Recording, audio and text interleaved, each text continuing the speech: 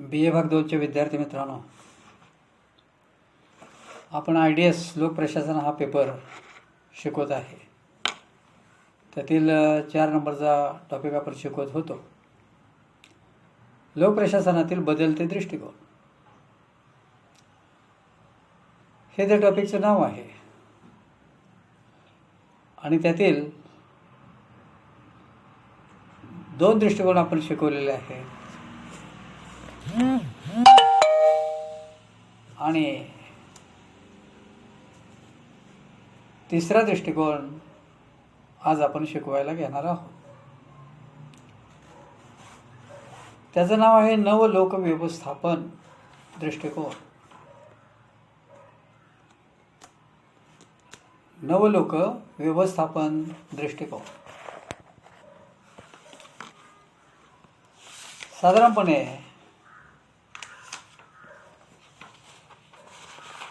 प्रशासनामध्ये हे 3 दृष्टिकोन स्वीकारलेले आहेत. जगभरच्या प्रशासनात जर आपण विचार केला तर जगभरच्या प्रशासनामध्ये हे आधुनिक 3 दृष्टिकोन स्वीकारलेले आहेत. प्रशासन कार्यक्षम व्हावं, प्रशासनामार्फत राष्ट्राचा सर्वांगीण विकास व्हावा, राष्ट्रातील जनतेचा सर्वांगीण विकास व्हावा, राष्ट्रकल्याण लोककल्याण हा हेतू साध्य व्हावा, जेणेकरून सरकारने हाती घेतलेली जी काही धोरणे असतात, निर्णय असतात, ते निर्णय ती धोरणं जनतेपर्यंत जलद गतीने पोहोचावीत हा त्या पाठीमागचा निश्चितच हेतू आहे. राष्ट्राच्या आंतरराष्ट्रीय राजकारणामध्ये पत आणि प्रतिष्ठा जर वाढवायची असेल तर त्या राष्ट्राचं प्रशासन कार्यक्षम असणं आवश्यक असतं. आणि म्हणून मग प्रशासनामध्ये असे नवीन नवीन बदल करणं आवश्यक असतं. प्रशासनामध्ये आधुनिकता स्वीकारणं महत्त्वाचं असतं. जनतेला जास्तीत जास्त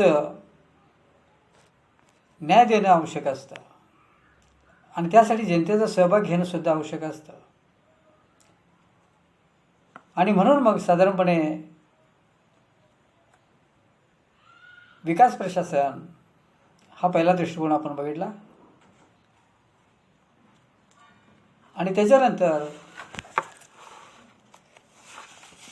दुसरा दृष्टिकोन लोक निवड दृष्टिकोन हाही आपण बघितला. आणि आज आपण नवलोक व्यवस्थापन दृष्टिकोन बघणार आहोत. न्यू पब्लिक मॅनेजमेंट असं त्याला इंग्लिशमध्ये म्हटलं जातं. शक्यतो दुसऱ्या महायुद्धानंतर हे सगळे दृष्टिकोन प्रशासनामध्ये स्वीकारले गेलेले आहेत आणि त्यामुळं जगामध्ये काही राष्ट्रांचा विकास झपाट्याने झाला, काही राष्ट्रांचा विकास हा अजूनही होत आहे असं आपल्याला दिसून येतं. England, France, America, Russia, China, Japan या राष्ट्रांनी आपला विकास चांगल्या पद्धतीने केला. या राष्ट्रांना एक महासत्ता म्हणून ओळखलं जातं. पण आपल्या देशात जर आपण विचार केला तर अजूनसुद्धा भारत देश हा अविकसित आहे असं म्हटलं जातं. लोकसंख्या आहे, साधनसंपत्ती आहे, उपलब्ध साधनसंपत्तीचा पुरेपूर वापर करून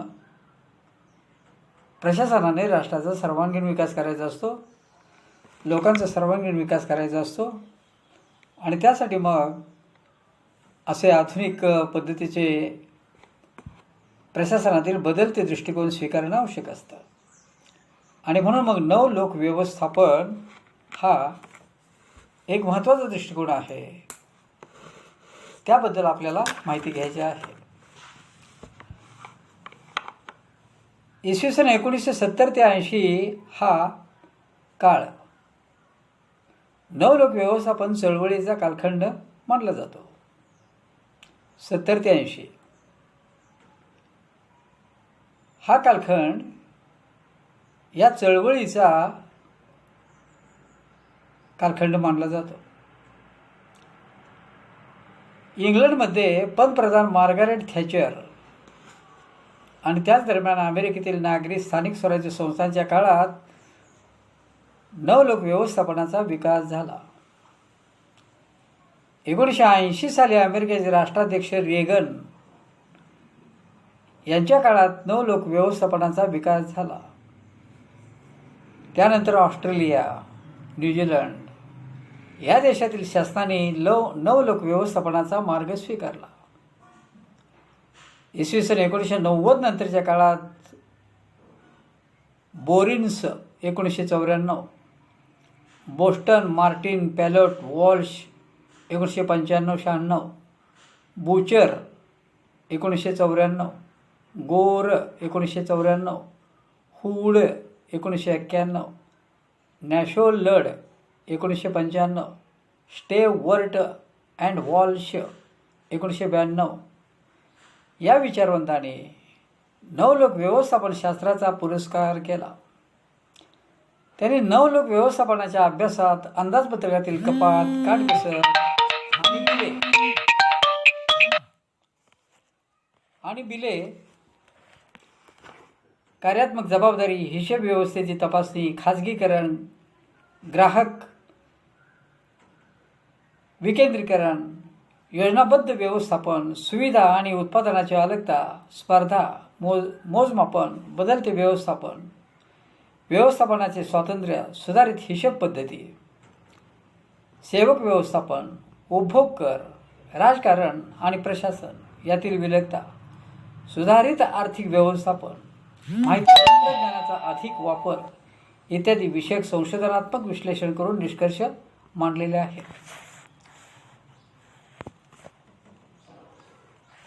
नवलोक व्यवस्थापनाचा अर्थ आणि स्वरूप हा भाग आपण थोडक्यात बघूया. 1970 पासून नवलोक प्रशासनाच्या विकासाबरोबरच नवलोक व्यवस्थापन शास्त्राचा विकास झालेला आहे. डेव्हिड ओसबॉर्न आणि टेड गॅबलर यांनी 1992 साली लिहिलेल्या रिइन्व्हेंटिंग गव्हर्नमेंट या ग्रंथात नवलोक व्यवस्थापन ही संकल्पना मांडलेली आहे. नवलोक व्यवस्थापन ही संकल्पना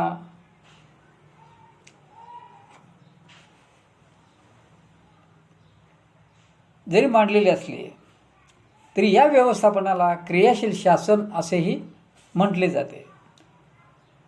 पोलिट यांनी नवलोक व्यवस्थापनाला नवलोक व्यवस्थापन वाद असे म्हटले आहे. लान आणि रोझनब्लूम यांनी मार्केट बेस्ड पब्लिक ॲडमिनिस्ट्रेशन आणि U.A. गन्न यांनी नवलोक व्यवस्थापनाला लोकप्रशासन आणि खाजगी प्रशासन यातील तिसरा मार्ग असे म्हटले आहे. R.A.W. रोड्स यांनी नवलोक व्यवस्थापनाची संकल्पना 3 ES द्वारा स्पष्ट केलेली आहे. काय केले? R.A.W. रोड्स यांनी नवलोक व्यवस्थापनाची संकल्पना 3 ES द्वारा स्पष्ट केलेली आहे. आता 3 ES म्हणजे काय आहे? तर ईनेच चालू होणारे 3 शब्द आहेत म्हणून त्याला 3 ES असं म्हटले आहे. पहिला E आहे इकॉनॉमी. इकॉनॉमी म्हणजे काटकसर. दुसरा E आहे इफिशियन्सी. इफिशियन्सी म्हणजे कार्यक्षमता. आणि तिसरा E आहे इफेक्टिव्हनेस म्हणजे परिणामकारकता. इकॉनॉमी, इफिशियन्सी आणि इफेक्टिव्हनेस यालाच 3 E असं म्हटलेलं आहे. 3 E's असं म्हटलेलं आहे. या 3 शब्दातून नवलोक व्यवस्थापनाचे स्वरूप समजून येते. राज्यात सुशासन प्रस्थापित करण्यासाठी, राज्य प्रशासनात पारदर्शकता, सुलभता, कार्यक्षमता आणि गतिशीलता निर्माण करण्यासाठी सुशासनाची ही गव्हर्नन्सची प्रक्रिया उपयुक्त ठरते. शासन आणि प्रशासन यांच्या कार्यात पारदर्शकता कार्यक्षमता निर्माण करण्यासाठी सुशासनाची प्रक्रिया आवश्यक असते. सुशासन म्हणजे लोकप्रशासन लोकाभिमुख कल्याणकारी करण्यासाठी माहिती आणि संपर्काच्या तंत्रज्ञानाचा वापर करणे होय. शासकीय खाती महामंडळे बिगर शासकीय यंत्रणा म्हणजे NGO स्थानिक स्वराज्य संस्था खाजगी उद्योगधंदे कंपन्या अशा सर्व क्षेत्रात ई-गव्हर्नन्सची पद्धती स्वीकारली जाते. राज्यात शांतता सुरक्षितता सुव्यवस्था कायद्याचे राज्य आणि कल्याणकारी राज्य प्रस्थापित करण्यासाठी ई-गव्हर्नन्सची पद्धती आवश्यक मानली जाते. थोडक्यात लोकव्यवस्थापन आणि सुशासन यांचा अधिक जवळचा संबंध असतो. हुड ख्रिस्तोफर यांनी आपल्या a public management for all seasons 1991 या ग्रंथात नवलोक व्यवस्थापनाचे स्वरूप आणि उद्देश स्पष्ट करताना पुढील 7 मुद्द्यांचा विचार केलेला आहे. हुड ख्रिस्तोफर यांनी त्यांच्या public management for all seasons 1991च्या ग्रंथामध्ये नवलोक व्यवस्थापनाचं स्वरूप आणि उद्देश स्पष्ट करताना 7 मुद्द्यांचा विचार केलेला आहे. पहिला मुद्दा आहे सार्वजनिक क्षेत्रातील व्यावसायिक व्यवस्थापन. दुसरा मुद्दा आहे कार्यक्षमता दर्जा आणि मोजमाप. तिसरा मुद्दा आहे धोरण निर्मिती आणि निर्णय निर्धारण. चौथा मुद्दा आहे खाजगी क्षेत्रातील व्यवस्थापन. पाचवा मुद्दा आहे सार्वजनिक क्षेत्रातील व्यवस्थापन. 6वा मुद्दा आहे विकेंद्रीकरणात्मक शासन. आणि 7वा मुद्दा आहे संसाधन वापरातील शिस्त. 1980 नंतर जगातील बहुतेक राष्ट्रांनी आपल्या अर्थव्यवस्थेत खाजगीकरण उदारीकरण आणि जागतिकीकरण यांचा कमी अधिक प्रमाणात स्वीकार केलेला आहे. आता खाजगीकरण म्हणजे काय? थोडक्यात खाजगीकरण म्हणजे सार्वजनिक उद्योगाच्या मालकीवर खाजगी मालकी प्रस्थापित करणे होय. शासकीय कार्यामध्ये खाजगी हस्तक्षेपाद्वारे सुधारणा करणे आणि खाजगी क्षेत्रातील कार्यक्षमता व उत्पादन पद्धती अंमलात आणणे. खाजगीकरणाने उत्पादन क्षमतेत वाढ होऊन उपभोक्त्यांना त्याचा अधिक लाभ होतो. सार्वजनिक क्षेत्रातील किमान 50% भांडवल खाजगी क्षेत्राकडे वळवले जाते. खाजगीकरणाने साधनसंपत्तीचा अपव्यय कमी होतो. भांडवल निर्मिती होऊन बेकारी निवारण होते.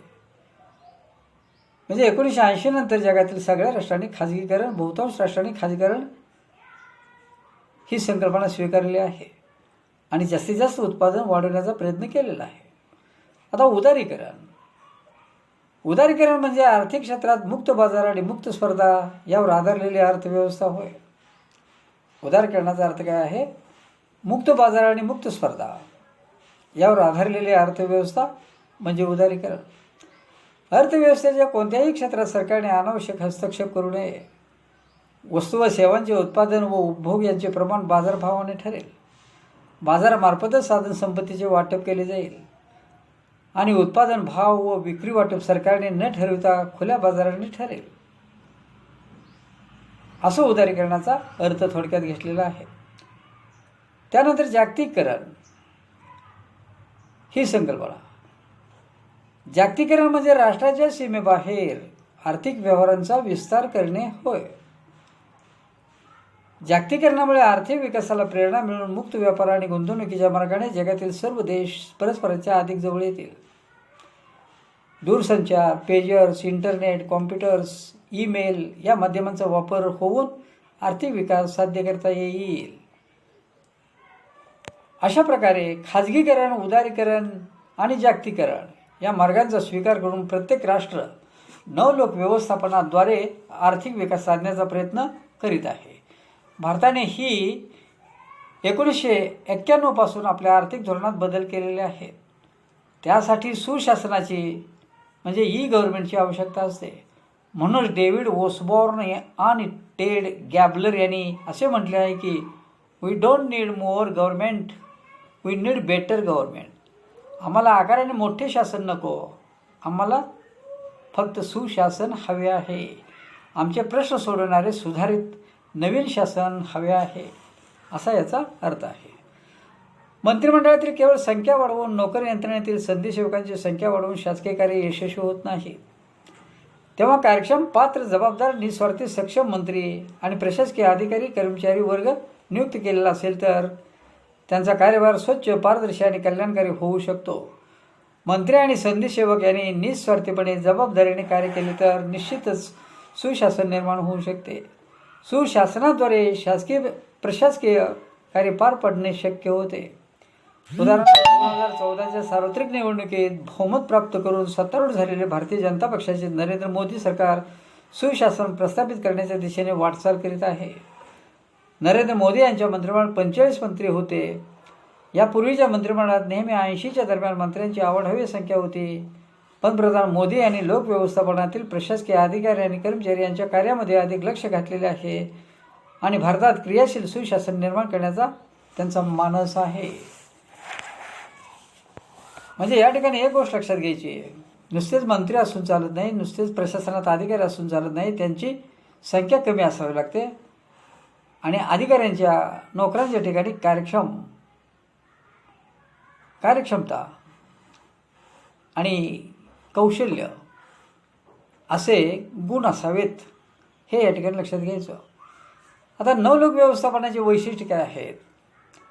ओसबॉर्न आणि गॅबलर यांनी नवलोक व्यवस्थापनाची वैशिष्ट्ये पुढीलप्रमाणे सांगितलेले आहे. पहिलं वैशिष्ट्य आहे प्रेरणादायी शासन. याचा अर्थ काय आहे तर सार्वजनिक क्षेत्र, खाजगी क्षेत्र आणि स्वयंसेवी क्षेत्र किंवा बिगर शासकीय संघटना यांना प्रेरणा देण्याचे, प्रोत्साहन देण्याचे कार्य सरकारने केले पाहिजे. या संदर्भात केवळ सेवा सुविधा पुरवण्याचे कार्य शासनाने करू नये, तर त्याबरोबरच सामाजिक प्रश्न सोडवण्याचे कर्तव्य पार पाडावे. रोगोर्स WO आणि ओकोट युमा यांच्या मते नागरिकांना चांगल्या सेवा सुविधा पुरवण्यासाठी शासनाच्या विविध विभागांच्या रचनेत आणि कार्यात माहिती तंत्रज्ञानाच्या साधनांचा वापर अद्ययावत आणि योग्य पद्धतीने केला असता त्यांना योग्य माहिती मिळते, प्रोत्साहन मिळते आणि त्यांचे सहकार्य मिळते. यासाठी शासन कसं पाहिजे तर प्रेरणादायी पाहिजे, प्रेरणा देणार पाहिजे, प्रोत्साहन देणारं शासन पाहिजे. म्हणून ते एक नवलोक व्यवस्थापनाचं वैशिष्ट्य आहे. दुसरं वैशिष्ट्य आहे समाजाभिमुख सरकार. शासनाने नागरिकांना सक्षम आणि क्रियाशील बनवावे म्हणजे ते त्यांचे प्रश्न सोडवू शकतील. शासनाने अनेक सेवा नोकरशाहीच्या नियंत्रणापासून मुक्त कराव्यात. नोकरशाहीचे प्रशासनावर वर्चस्व संपुष्टात आणावे. थोडक्यात सरकार नोकरशाही भिमुख नसावे तर ते समाजाभिमुख असावे. हे झालं दुसरं वैशिष्ट्य. शासन समाजाभिमुख पाहिजे, ते नोकरशाहीभिमुख नसलं पाहिजे. हे या ठिकाणी महत्त्वाचं आहे. तिसरं वैशिष्ट्य स्पर्धात्मक शासन संस्था. सार्वजनिक क्षेत्रातील स्पर्धा ही लोकनिवड सिद्धांतातून आलेली आहे. वस्तू व सेवा यांची पूर्तता करणाऱ्या घटकात स्पर्धा निर्माण करण्यासाठी सरकारने कार्यक्षमता, तत्परता आणि काटकसर या तत्त्वांचा स्वीकार करावा. नागरिकांना त्यांच्या निवडीनुसार वस्तू आणि सेवा प्राप्त होण्यासाठी स्पर्धा आवश्यक असते. म्हणजे स्पर्धात्मक शासन संस्था असावी, हे तिसऱ्या वैशिष्ट्यामध्ये सांगितलं आहे. चौथं वैशिष्ट्य क्रियाशील सरकार. सरकारने नियमावर बोट ठेवून कार्य करण्याऐवजी उद्दिष्टांवर लक्ष ठेवून कार्य केले पाहिजे. शासन संस्था नेहमी क्रियाशील आणि कृतिशील असावी. हे चौथं वैशिष्ट्य झालं. पाचवं वैशिष्ट्य परिणामकारक शासन. शासनाने नियोजित कार्यातून काय प्राप्त झाले याचा प्रथम विचार केला पाहिजे.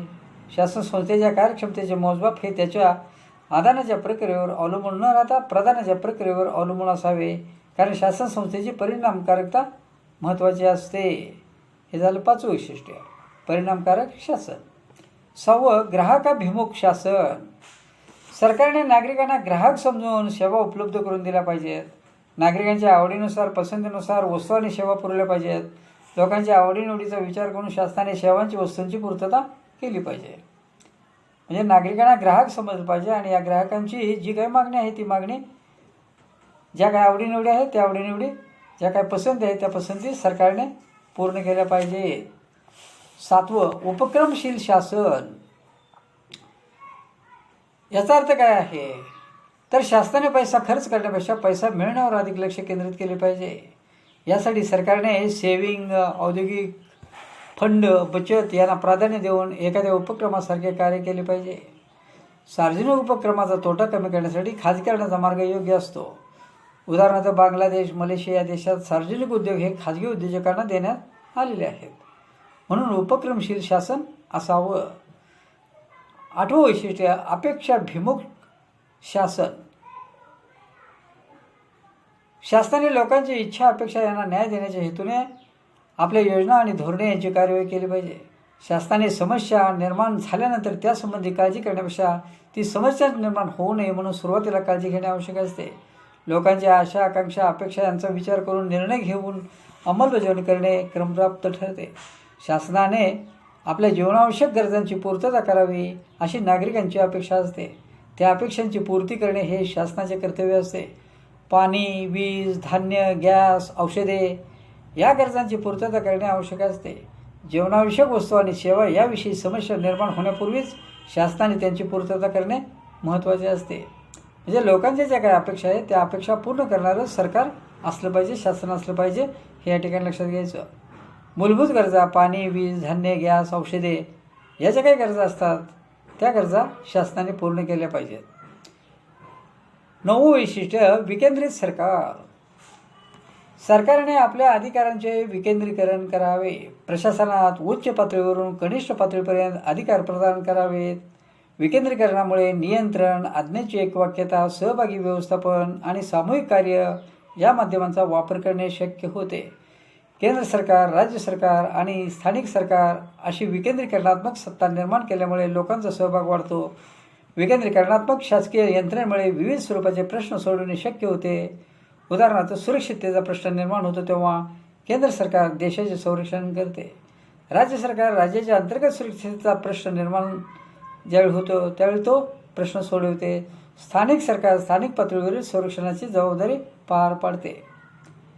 आणि म्हणून मग सत्तेचं विकेंद्रीकरण होणं महत्त्वाचं आहे.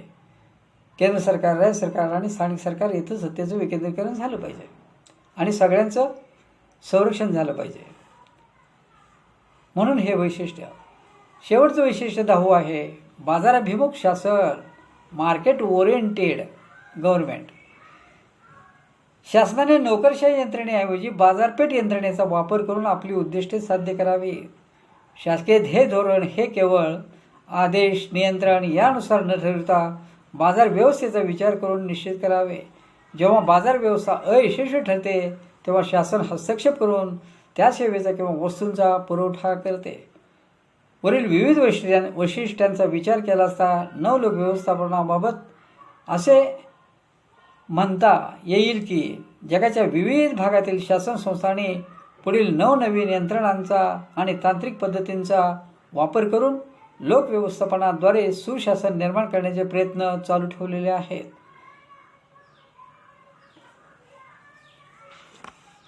आता नवीन नवीन यंत्रणा कुठल्या स्वीकारल्या आहेत जगातील राष्ट्रांनी?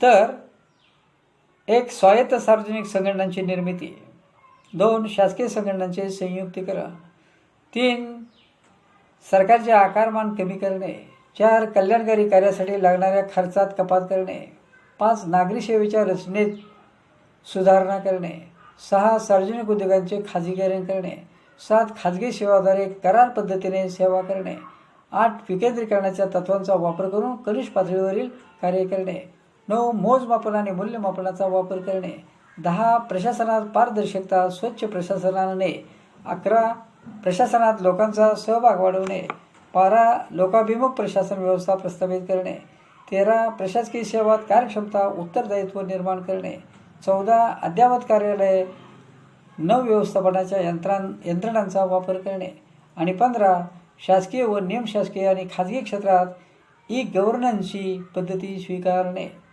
अशा पद्धतीनं लोकप्रशासनातील हा नवलोक व्यवस्थापनाचा जो दृष्टिकोन आहे तो दृष्टिकोन या ठिकाणी संपतो. एकंदरीत या ठिकाणी आपण एवढाच विचार करायचा आहे की नवलोक व्यवस्थापन हा जो दृष्टिकोन आहे हा दृष्टिकोन सुशासन निर्माण करण्यासाठी आहे, जेणेकरून सरकारवर सगळी जबाबदारी टाकण्यात आलेली आहे. प्रेरणादायी सरकार पाहिजे, अपेक्षाभिमुख सरकार पाहिजे, उपक्रमशील सरकार पाहिजे, विकेंद्रित सरकार पाहिजे, बाजाराभिमुख सरकार पाहिजे, ग्राहकाभिमुख सरकार पाहिजे, परिणामकारक सरकार पाहिजे, क्रियाशील सरकार पाहिजे, स्पर्धात्मक सरकार पाहिजे, समाजाभिमुख सरकार पाहिजे, प्रेरणादायी सरकार पाहिजे. म्हणजे सगळं काही अवलंबून आहे ते शासनावर अवलंबून आहे, सरकारवर अवलंबून आहे.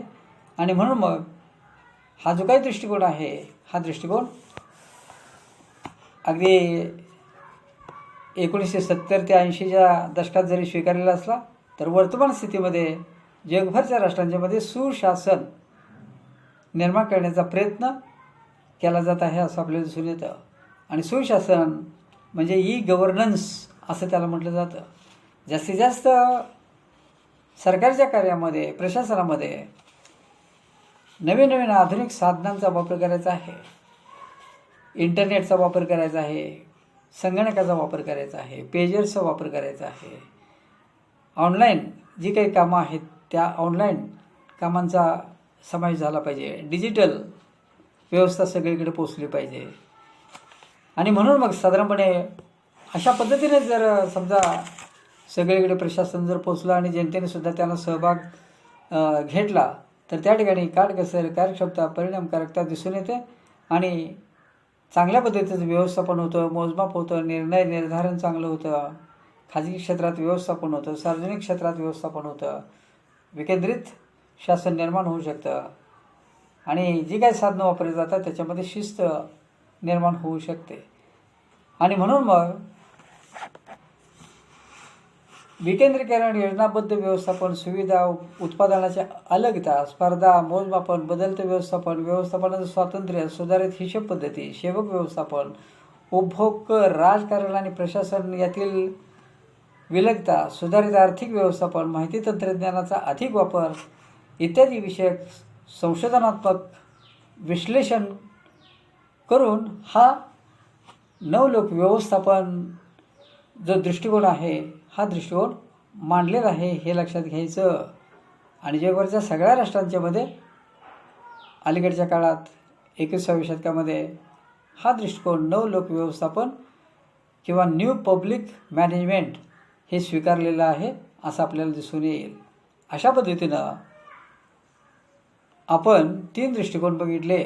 लोकप्रशासनातील बदलते दृष्टिकोन असं त्याला म्हटलं जातं. पहिला दृष्टिकोन बघितला साधारणपणे आपण विकास प्रशासन हा पहिला दृष्टिकोन बघितला. दुसरा दृष्टिकोन बघितला लोक निवड दृष्टिकोन आणि तिसरा दृष्टिकोन बघितला नवलोक व्यवस्थापन दृष्टिकोन. आणि हे 3 दृष्टिकोन संपले आणि या ठिकाणी IDS लोकप्रशासनमधला माझ्याकडे शिकवायला असलेला जो काही भाग आहे टॉपिक नंबर 3 आणि 4 हा या ठिकाणी संपलेला आहे हे लक्षात घ्या.